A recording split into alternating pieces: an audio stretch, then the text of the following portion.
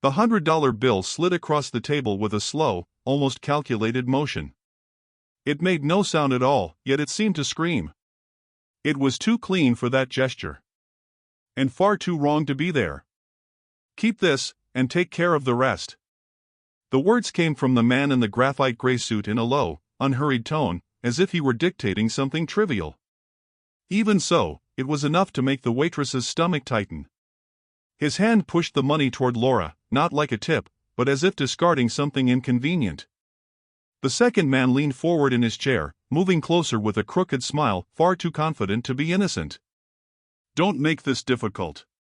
Adjust the bill." He paused briefly, almost didactic. "Or we adjust you." The thread didn't need to be explained. It simply lingered there, heavy, while the dining room of Orham Hall continued its elegant rhythm around them, oblivious to that small, silent act of violence. Laura felt her heart race. She felt her face grow warm and her fingers lose their grip on the tray. The third man laughed. A short, dry laugh from someone already certain of the outcome. "It's simple." He tapped the bill with the tip of his finger. "Remove a few items, and this stops being a problem." Then he added, with false lightness, "Otherwise, this could become a bigger problem for you." As if her dignity had a price. And as if that amount were, to them, insignificant. If this already made you uncomfortable, subscribe now. What comes next changes everything.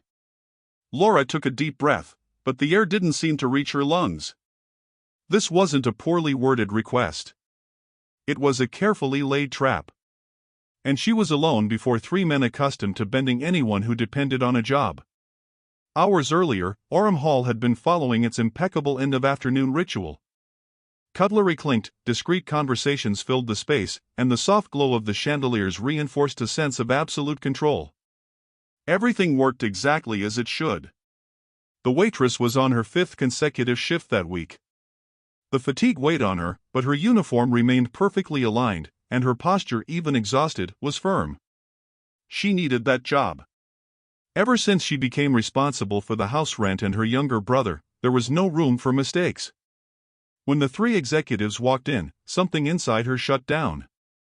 The expensive suits, the watches that demanded attention without asking permission, the look of men who move through a place as if they already own it.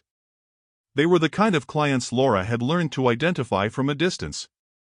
And to avoid. But that day, that table was her responsibility. As she approached, she caught fragments of conversation about numbers, inflated targets, adjusted results. Nothing explicit. But the tone said everything. They weren't there just for dinner. She presented the menu, kept her professional smile, and took the orders. They chose the most expensive dishes, the most exclusive wines. Everything flowed smoothly until the moment the meal ended, and the atmosphere changed. "Could you bring the bill?" one of them asked. Laura thought it was early, but she complied. When she returned, she noticed something strange. All three wore the same half-smile, hard to interpret. The first strike came effortlessly: "This amount is wrong." Laura reviewed it in her head. Then checked again. "Everything is correct, gentlemen." The man with the gold watch leaned toward her, lowering his voice, "Then remove what shouldn't be there." She frowned, confused. He corrected himself, a cold glint in his eyes, "Remove what we decide shouldn't appear."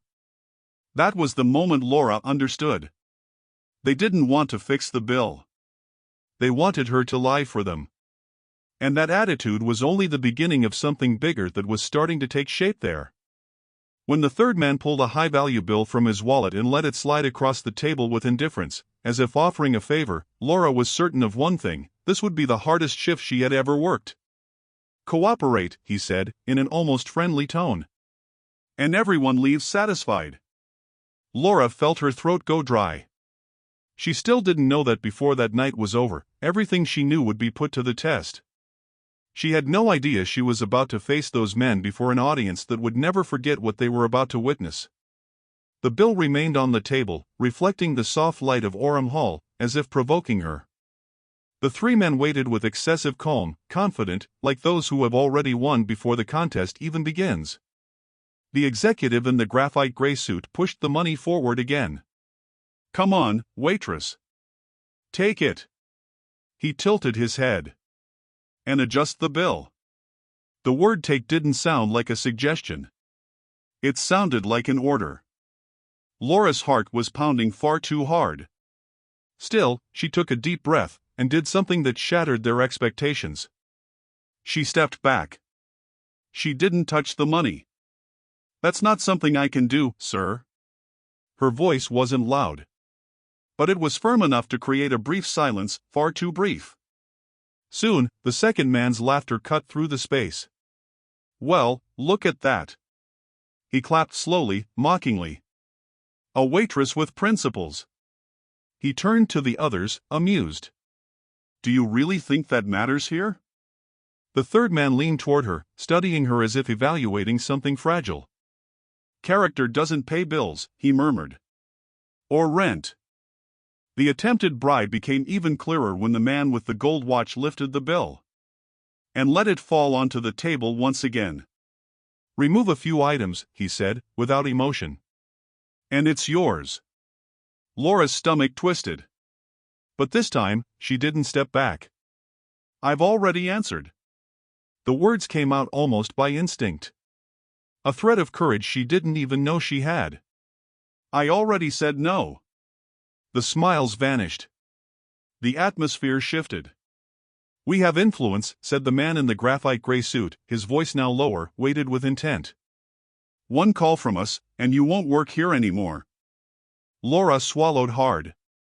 The pressure was suffocating. That was when something different happened. For a brief moment, she felt it. She didn't hear it, she felt it. A silent shift at the back of the dining room. A fixed, attentive gaze. Someone was watching. Without approaching. Without intervening. A chill ran down her spine, like a quiet warning that something was about to change. But Laura pushed the thought aside as she faced the three men again. The one with the gold watch pushed the bill toward her once more. Come on, make the right choice this time. The humiliation burned inside her. But now there was something new within Laura. An uncomfortable certainty. Irreversible. She couldn't give in. And that decision would have consequences no one at that table was prepared to face. Laura turned without saying a single word and began walking toward the corridor that led to Orem Hall's internal offices. She took a few steps, still trying to organize her thoughts, deciding what she would do and whom she could turn to, when she stopped suddenly. Someone was there. A figure that had appeared without making a sound, discreet in appearance, yet with a posture that commanded immediate respect. The presence was calm, controlled, and so firm that Laura took a deep breath without realizing it, as if her body reacted before her mind. There was no startle. No words. Just that silent instant in which she understood she was no longer alone. In that moment, everything had changed. Meanwhile, at table 14, the three executives remained far too confident to realize that the game had already turned, and decisively not in their favor. When Laura returned to the main dining room of Orem Hall, her heart was still racing. She didn't know exactly what to say, nor whom to trust, but the indecent proposal continued to echo in her mind. Come on, get this sorted out before anyone notices. She held her posture. Gripped the notepad tighter, just to have something solid in her hands. Gentlemen, she said, her voice controlled, pay the bill and leave the restaurant. The man with the gold watch leaned forward, his smile fading. Either you do what we're telling you. He lowered his voice even more. Or you'll regret it. Laura opened her mouth to respond. Maybe she would try, one last time, to appeal to whatever shred of decency might remain. But she didn't have time. A tall presence loomed behind them. Strong. Immediate. Impossible to ignore. The voice that spoke was calm, yet carried absolute authority. Could you repeat exactly what you asked her to do? All three men went pale almost simultaneously. Standing there was Elliot Harrington, owner of one of the largest luxury restaurant groups in the country, including that very location. The proprietor of Orem Hall observed the scene with a precision so calm it dismantled any attempt at dominance. One of the executives tried to recover, shifting in his chair. And Mr. Harrington, there was just a misunderstanding. Elliot raised an eyebrow. Nothing more than that. But the gesture alone was enough to destabilize any rehearsed explanation. A misunderstanding? He crossed his arms with restrained elegance. Then do me a favor. Repeat exactly what you said to my employee. The silence grew heavy. The man in the graphite gray suit tried to step in. She offered to help us in exchange for money. Said she could adjust the bill, if we understood the situation. It was so fast. So brazen. So absurdly reversed. That Laura felt the air leave her lungs for an instant. She stood frozen, speechless, feeling the accusation crash down on her like a blow she never had a chance to avoid. The second executive confirmed it with an exaggerated nod. Exactly, Mr. Harrington. We refused.